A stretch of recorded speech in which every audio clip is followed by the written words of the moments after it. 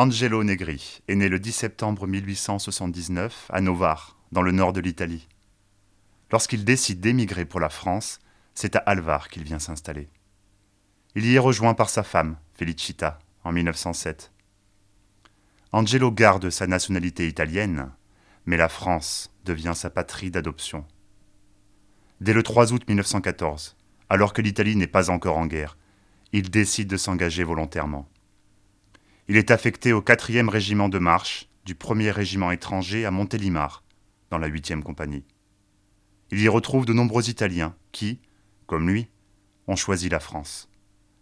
Tous sont habités par un idéal politique, hérité de l'histoire de l'unité italienne, toute récente, puisqu'elle remonte à 1870, et dans laquelle la France a joué un rôle déterminant. Ils forment ce qu'on appelle la Légion garibaldienne, et Angelo est très fier de ce patronage du grand républicain italien. C'est là que nous avons fait connaissance, Angelo et moi. Et notre amitié a été immédiate. Dans le train qui nous emporte vers l'Est, alors que nos camarades se sont endormis, Angelo me raconte son enfance, son départ pour le service militaire, les adieux à sa mère, son père qui l'accompagne à la gare, le matin d'hiver. Le train, déjà, ses pensées face au destin qui l'attend.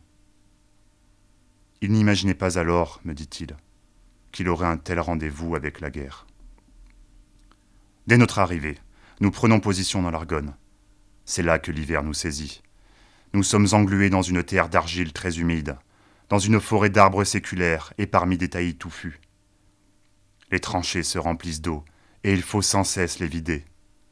Les troupes allemandes, qui ont Verdun comme objectif, nous attaquent sans relâche.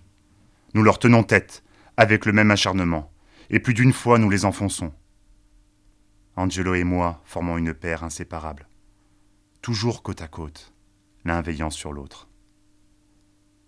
Et c'est moi, qui le matin du 9 janvier 1915, alors que la forêt est en flammes autour de nous, que la terre est éventrée sous des milliers d'obus, c'est moi qui lui ferme les yeux quand au ravin des Meurissons, il rend le dernier soupir. Angelo, mort pour la France.